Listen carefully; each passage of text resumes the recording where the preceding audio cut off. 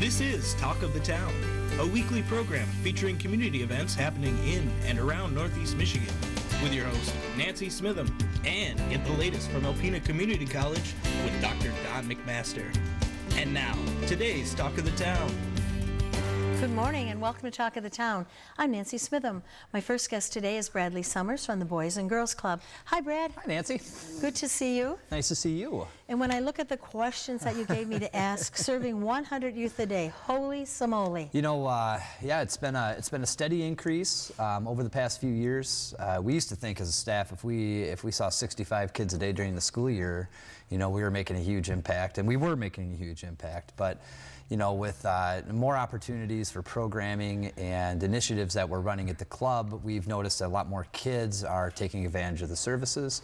We're seeing a lot more homebound children that are coming to our facility right after school to get that social aspect. And you know, it's equated to quite a bit more foot traffic coming through our doors. And you know, the wonderful thing about the club is that if you want to get homework help, if you want to work in the computer lab, if you want to play in the gym, if you want to play pool, if you want to do those, you can. But if you just want to come and sit and just listen to the noise and the atmosphere and listen to that joyous laughter that you can hear outside on the sidewalk, you can do that too. Oh, absolutely. There's kids can be loud when they're having fun, so it's loud a lot of the times at the club. There's so many different opportunities for the kids to you know, to show what they can do when it comes to like playing pool, air hockey, gym activities, financial literacy, to computer literacy and teen services. You know, there's so many different things that the kids can do while they're at the club that you know, maybe they don't normally get to do after school time. So it's wonderful to see so many kids coming in taking advantage of the services at a very, you know, at a low rate. You know, we don't charge a whole lot for a yearly membership, but what the parents and the community and the kids get out of $20 a year is pretty amazing.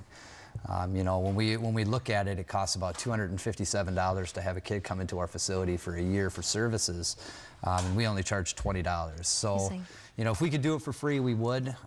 We need to have some kind of a buy-in, but at the same time, you know, it's definitely set there to help the family structures out and to help these kids become productive citizens. But you never do turn anyone down. Oh, absolutely not. No, there's even if they can't pay, we have scholarships. We have wonderful people and organizations in our community that have stepped up to provide us with funds to help with scholarship opportunities for the kids, and make it so that any kid that wants to come to the club has that opportunity to be there.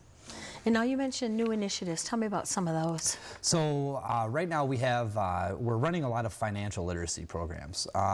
So Northland Credit Union and NEMSCA have partnered with us to provide after-school opportunities for the kids. So we get kids to understand basic things like what is a credit card and what is an APR and an APY, and understand interest rates, even how to balance and take care of a checkbook. It's so funny to listen to 9 and 10 and 12-year-old kids talk about, well, if it's in a checkbook, can't I just write it for anything and just take it to the store? You know, so it's, you know, that basic understanding of simple things that you and I understand very well as adults. But you know, that's a wonderful thing, Brad, because young people don't really get that, because their parents do all of that and they have an allowance if you do this. And, you know, we're in busy families with both parents working. You know, maybe they don't get that whole thing.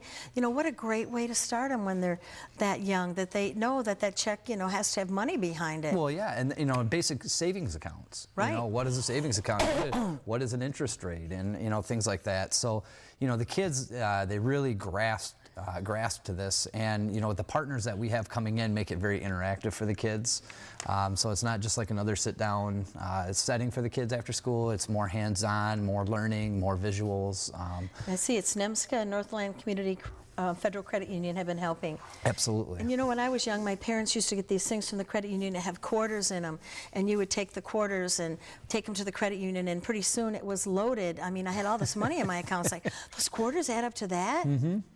Yeah, it's pretty. It's just amazing when the kids have that aha moment when it comes to simple financing. And, you know, it gets a little more complicated when we get to the older kids. You know, I can think back of when I went to college, you know, at 18 years old, I didn't really know what a credit card, I knew what a credit card did, but I didn't really realize, oh wow, that $500 balance. And they stand there and hand those out to you like candy. Right at the bookstore. Yep. You know, when you're buying $1,000 worth of books, they give you a $1,000 credit card, and, you know, at 18, you have a pretty clean pretty clean credit score, and you know that $500 goes pretty quick, and then oh wow, 20% interest rates, and then that 500 becomes 750, becomes 1,000, and then you're in a lot of trouble. So you know, for these kids to understand this at an earlier age and be able to take that wherever they can go, either it's here in Alpena or if it's off into another city, you know, they'll be better off for that. Yes, and we're kind of running out of time here because we're talking about a lot, but teen programming has been steadily increasing, and that's that age group that we want to see come into the club every day. Yeah, this is a big indicator for us as a staff and as an organization to really know that we're very valuable when it comes to the services we're providing teens, because these kids, they choose to come to the club. You know, most kids do choose, but you know, at a younger age, parents drop them off, parents pick them up, but you know, as teens, they walk to the club, they get dropped off after school by the school buses, and they stay. And it's to hang out with their friends, it's to interact with our engaged staff, it's to get tutoring or mentoring services. There are so many opportunities that these kids are being able to take advantage of, and because of the wonderful staff, Jen and Lauren and Kelly and Rose and Trey that we have at the club, they are really working hard to engage these kids in a very productive way, and teach them things, and most of the times they don't even know they're being taught something, so it's pretty cool. Okay, and we have enough time now to talk about Thanksgiving. So Thanksgiving this year, you know, we're going to be able to provide turkeys for people or for families, and Thanksgiving baskets for them as well, which could be pie fillings, pie crusts, cranberry, things like that. We're trying to do everything that we can to really step up to help the community and help the needs of the families that we cater to. You know, and that was a big thing that came out in our needs assessment, and you know, that was really important for us to really fulfill some of these needs. And you know, our community is so wonderful. I always say it's a community that gives till it feels good. So if they wanted to drop by any of those items at the club, they would be welcomed. Oh, absolutely. We fully embrace any donations that we receive and utilize all donations as well. Okay, and if anyone has any questions about anything we've talked about, 356-0214, give you a call, and once again, congratulations to you, your board of directors, your staff, for providing that wonderful, safe place for the kids in our community. Thank you for saying that. Thank you. I'll be right back with some information from Huron Humane Society following these messages. Hi, welcome back. Our last two guests are our friends from Huron Humane Society. We have Kinsey Wright and Cindy Johnson. Good morning and welcome. Good morning. Thank you. And Kinsey, you brought Jinx with you today, and I know because it says right on his neck. So tell me about Jinx. She's a 5-year-old female. She's already spayed. She's a tortoiseshell cat. Yes, which actually beautiful. She's a pretty unique tortoiseshell. Torties are notorious for being troublemakers, getting into everything. But she's really calm and collected, and just likes to, as you can see, she just likes to hang out. She's a beautiful cat. She's really I love sweet. her green eyes, and she's very inquisitive. And she's the perfect size to hold like a baby. Oh, it feels good. Point. That's an important point. So if someone was interested in Jinx, what would they have to do to take her home?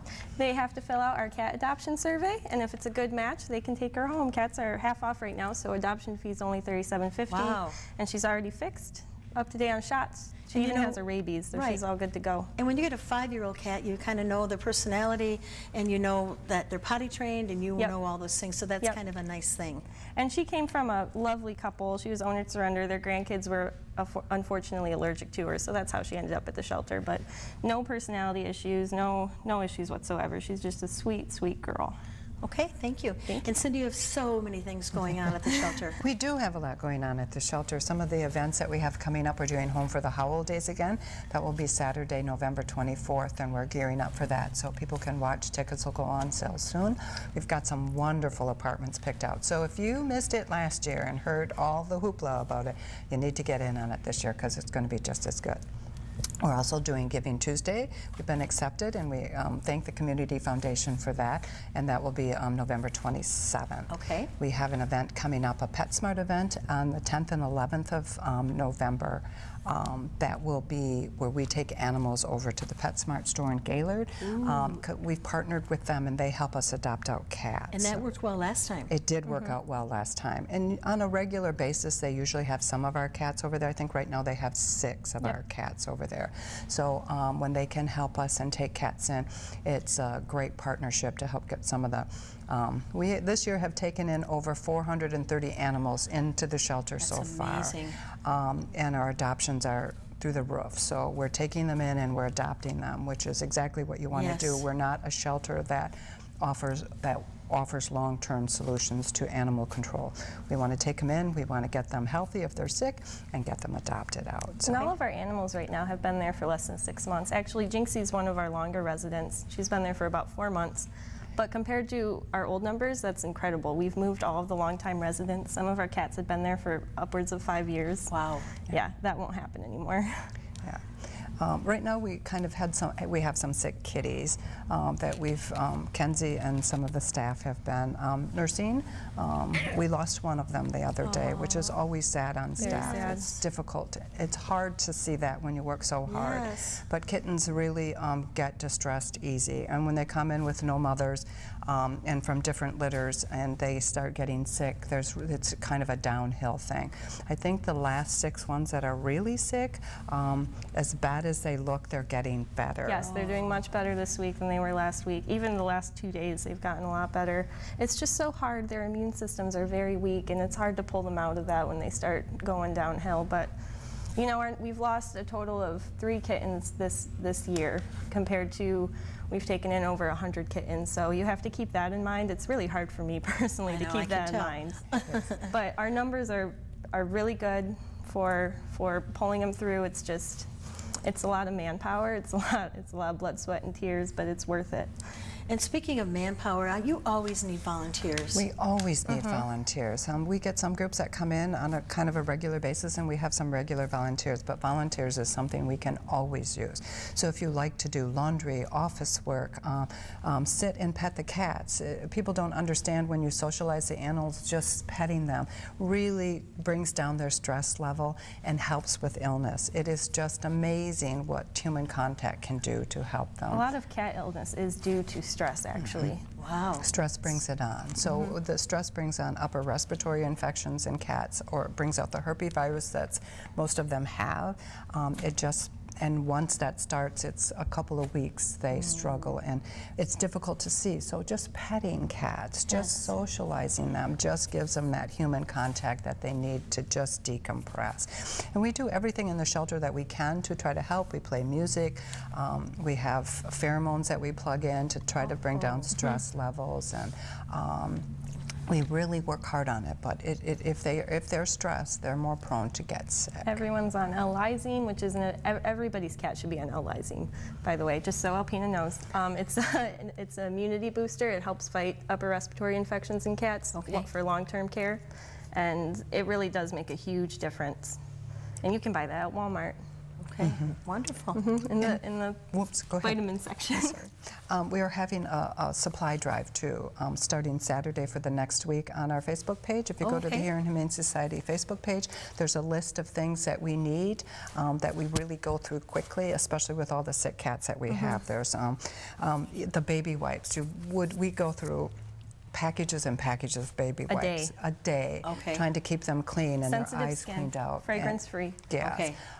Those kinds of things we could really use. But the list is on our Facebook page, so if you're inclined to collect a few things and drop them off, or we can pick them up, we're more than happy to do that. We have about enough time left to talk about retails. Okay, retails is up and going.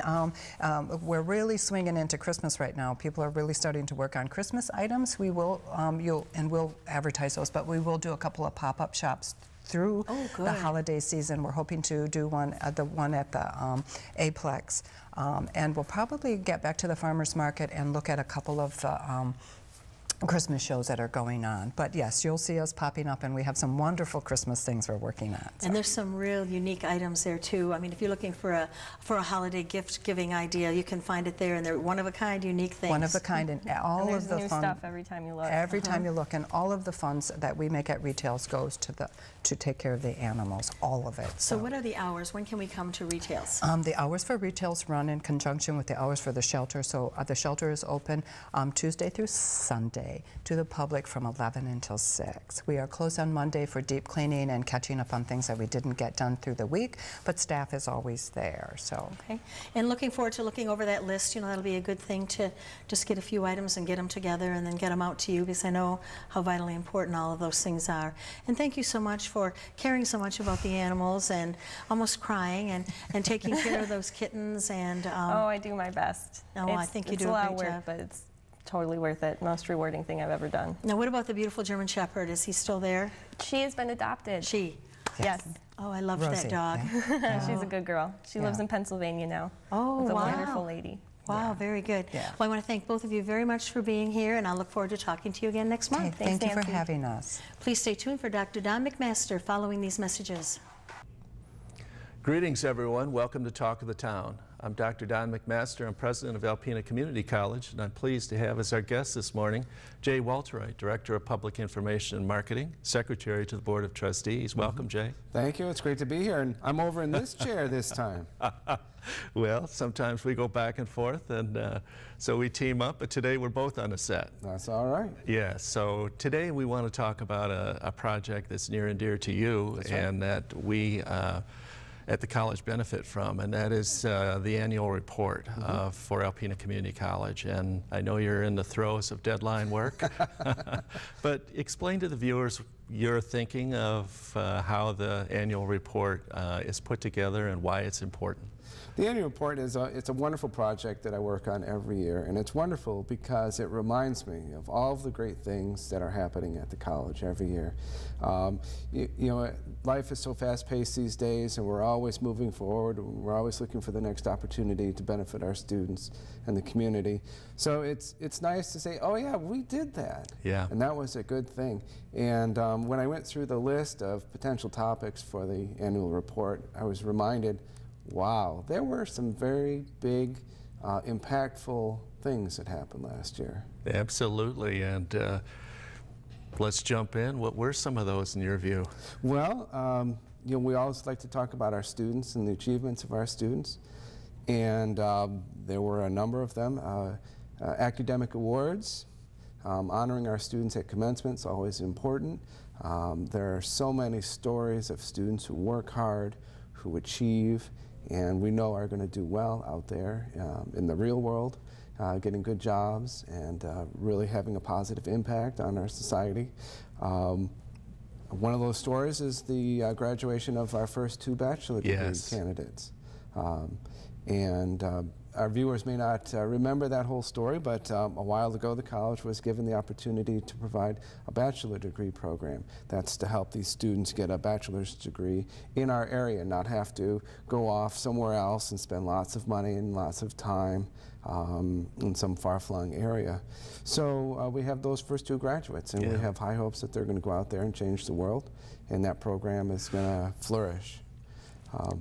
Cross country. Yeah. Academic All-American. That's right. Our athletic teams are doing well. Our cross-country coach, Mark Jacobs, is a great guy and is doing a wonderful job managing those young men. No young women this year. Nope. There have been in the past. All guys this year. And they've all studied hard. They all compete hard. They've been breaking their personal records. So that's a great story. We also had accreditation. That was a big one. Maybe people on the outside will yawn at that, but it's integral to our operation. Without accreditation, the college can't provide or can't offer degrees, and without that degree, without that certification, students first of all can't get financial aid from the federal government, but employers and others won't really know that the education that these students have received is a quality education. So the accreditation process, it's a 10-year process, And I know for the last 3 years leading up to the current situation, we worked very hard. Yes, we did. Dean Wendy Brooks worked extremely hard to organize the very important and very numerous areas of the college that needed to be reported on. I know I handled one of those core areas, and it's just amazing how much we do. Just trying to quantify it all is a challenge. It sure is, and you're right. There were, I think, 125 roughly data points that we had to prove that we were complied with or that we exceeded a baseline, and we did that. Dean Brooks did a great job, and we got 10 years without an entanglement. A very important quality control check for the college. There was a piece that you and I had talked about related to a community survey that was a very interesting piece of it to me. Could you reflect on that? Sure. As part of our accreditation process, the accreditors like to know whether we're interfacing with our community and whether we're a benefit to our community. So we have conducted surveys. The first one was in 2007 for when we went through the process 10 years ago, and we did the same survey in 2017 with the same questions, and it was a good comparison, and we scored better, higher in every category in that survey in 2017. So I think that proves that the community understands and appreciates what we're doing, and that we're doing it at a high level. I absolutely agree. Another key thing that was accomplished during the year was we passed our millage. Another very important thing. Yes, the millage was in August, but we spent the majority of the prior year organizing information and getting out and talking with our constituents. I know you did a great job of getting out to the local governmental units and being available to answer questions. We had volunteers come together and help us with signs. That community support was wonderful. It's always uplifting, and hooray, and thank you for passing our millage. It provides very important funding that the college really couldn't do without.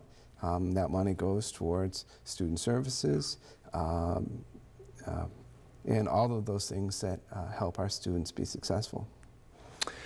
Absolutely true, and we are grateful for the community support. It was about a 2-to-1 vote, and we had support throughout the district at about that rate, so it was very gratifying. Maybe the last large thing, there are a number of things we could talk about, but we have about a minute left. The Van Laer Hall Healthy Futures Start Here campaign. That's going to be in your annual report. That's right. It didn't get a lot of publicity out in the public, but the college has been working very hard on putting together a plan to renovate Van Laer Hall and to enhance our nursing program and make it a wonderful facility for students to use and for the public to use for decades to come. Yeah, there were significant fundraising activities.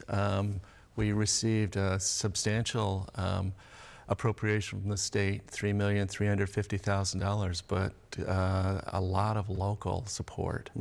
And so that will be in the annual report as well. That's right. So any last words? We got about 10-15 seconds left. We're always happy to distribute copies of the annual report if anybody likes them. I know that there are some offices around that have them in their waiting rooms, so I hope it provides good reading, and I hope people can see when they read it all the good things that are going on at the college. Wonderful. Jay, thanks for doing it. It's a lovely publication, very attractive to look at, and full of accomplishment. We appreciate your support. Thank you for watching Talk of the Town. We'll see you again next week. This has been Talk of the Town with your host, Nancy Smitham and Dr. Don McMaster. For a list of community events taking place in Northeast Michigan, please visit our website at WBKB11.com and click on our community link. This has been a Thunder Bay Broadcasting Corporation production.